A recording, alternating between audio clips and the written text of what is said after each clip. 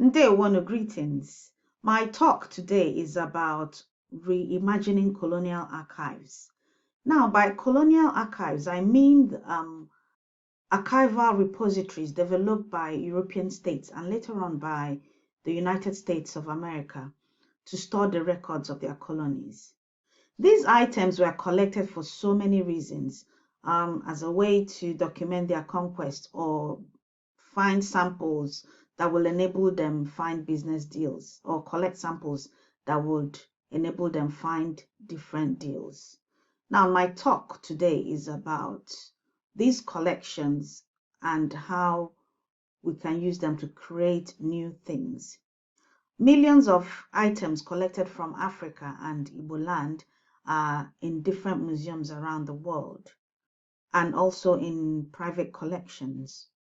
Over the past few years, my work as a cultural consultant has led me from Igbo language to other African languages, Igbo and African cultures, Igbo and African histories, and everything else in between.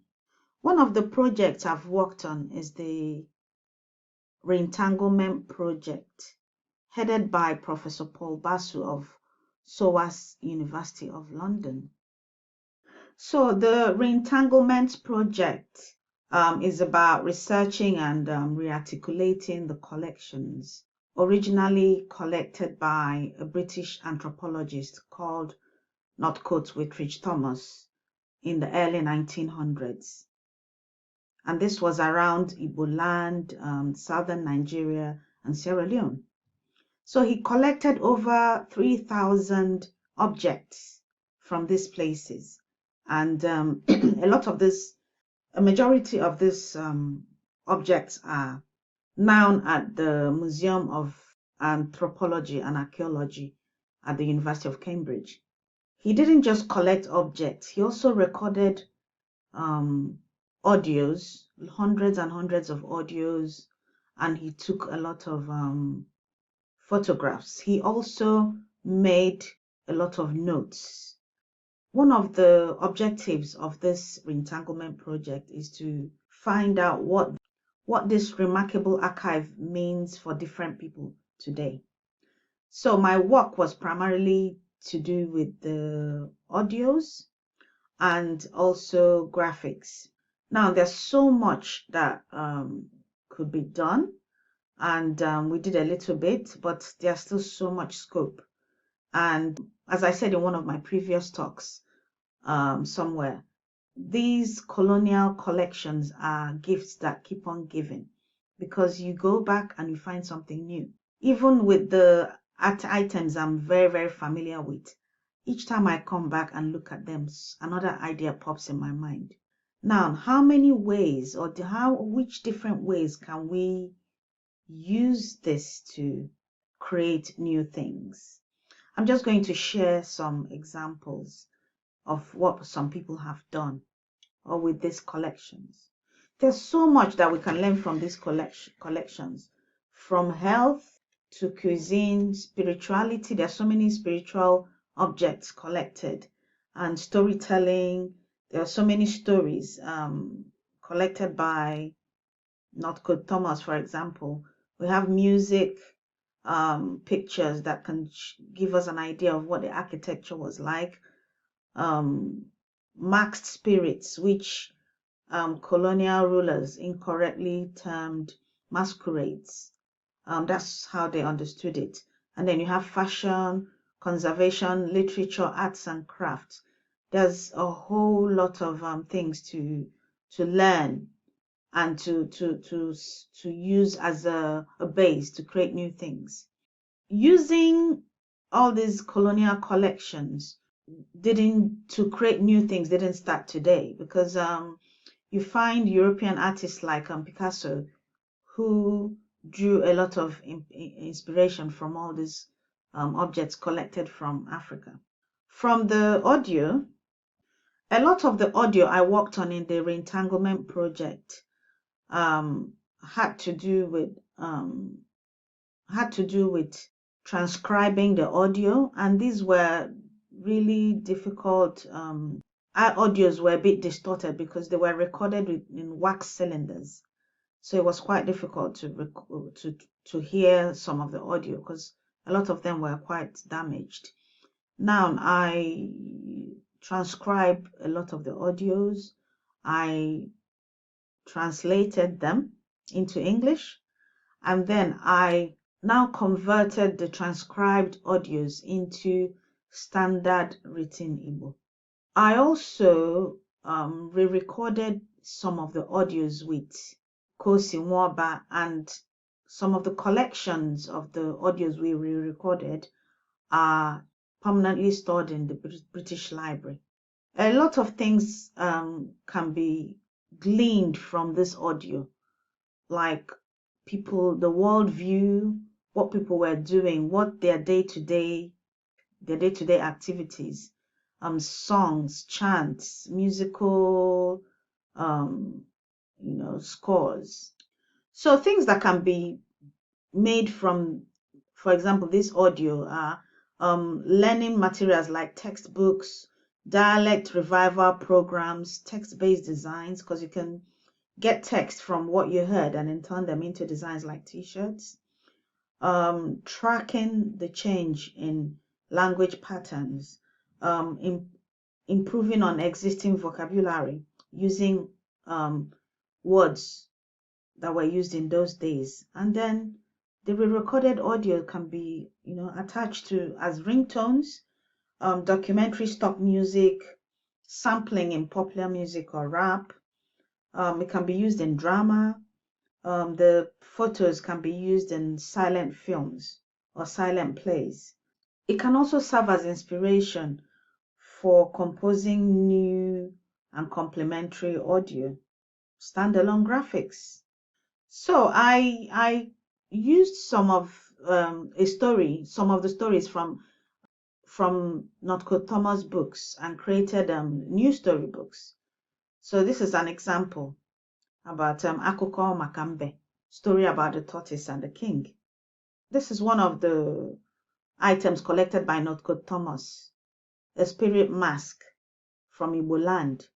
Now, there's so much that can be, reimagined with this.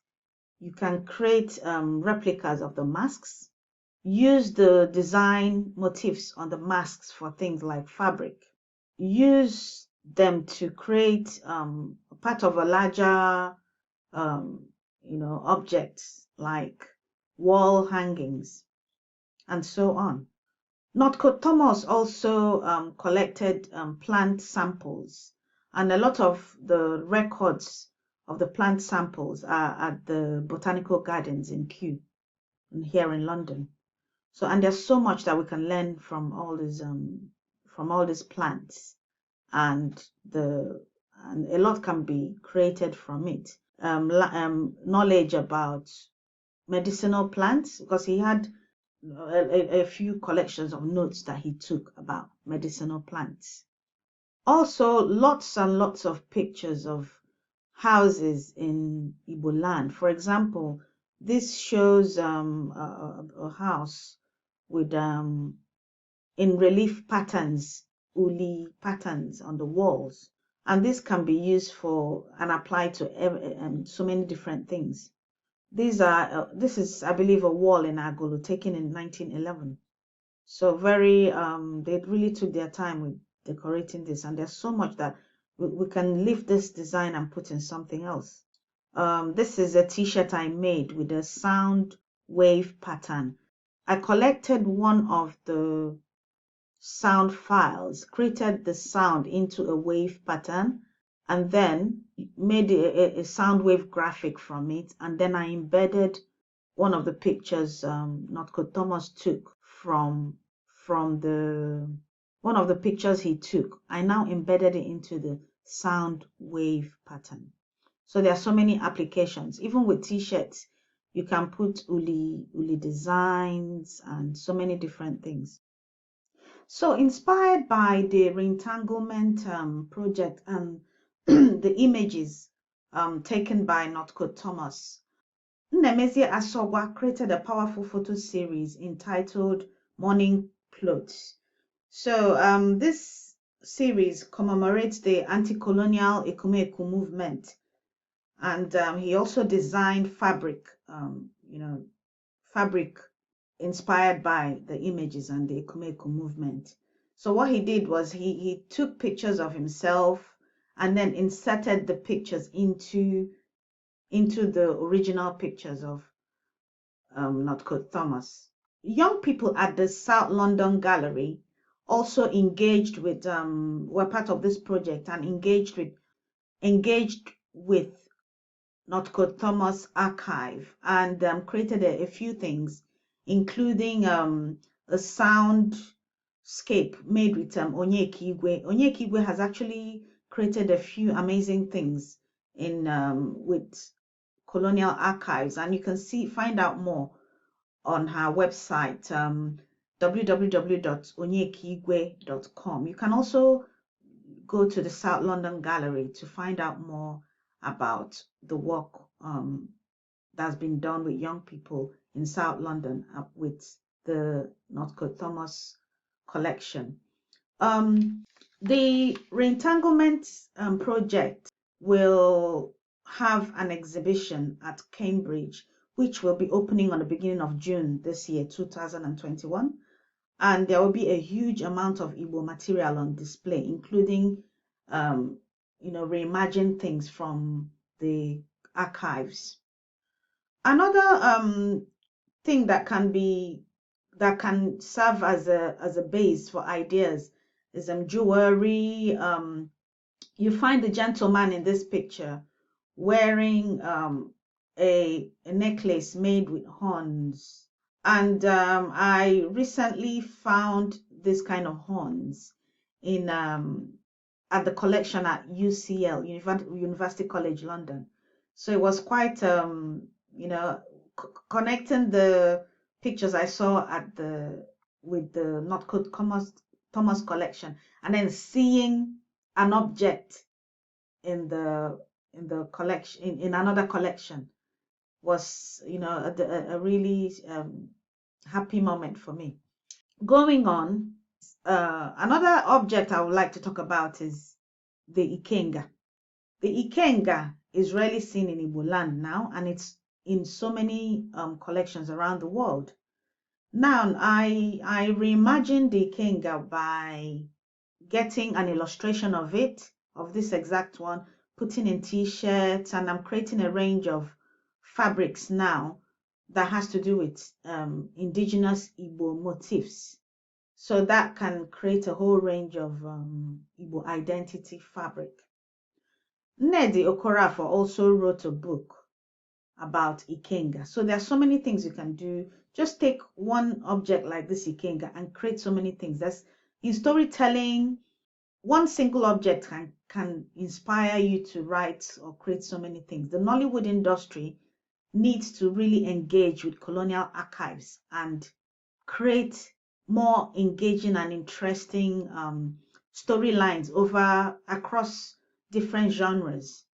Also, part of my work in looking at different collections around the world also spur different ideas. For example, what you're looking at now, what I'm looking at in the picture, is a 19th century a talisman taken from Igbo land.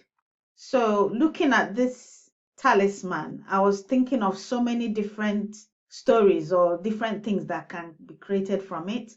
You can create jewelry from ideas from this collection. You can create artifacts, modern artifacts from it, and so many different things. This item here was used as currency in Igbo land in around the 18th century. And interestingly, Oloda Ekweanor mentioned this exact object in his book. So seeing this object again, you know, there's so much that can be created from this.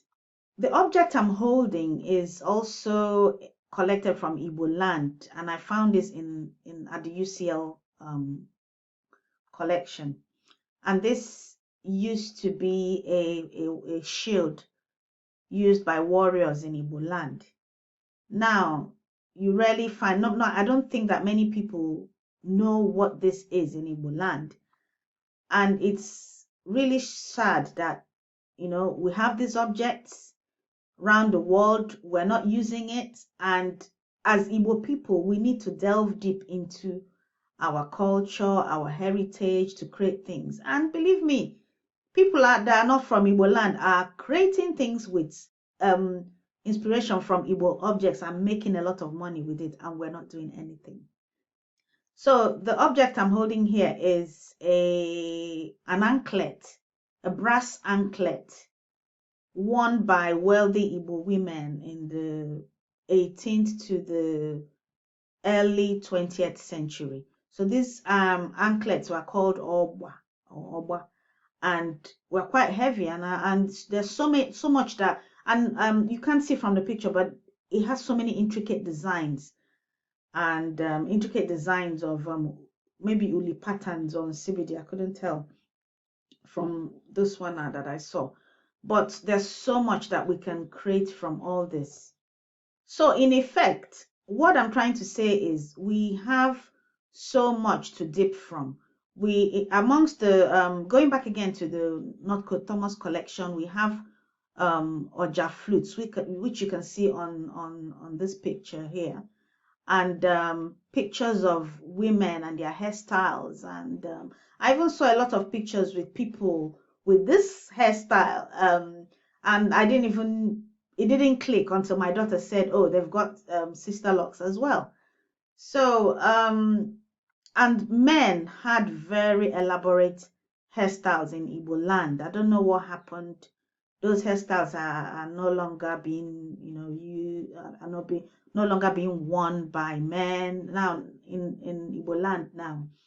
And we have bottle tops, we have clothes, so many different items that can spur creativity in different aspects of you know, life.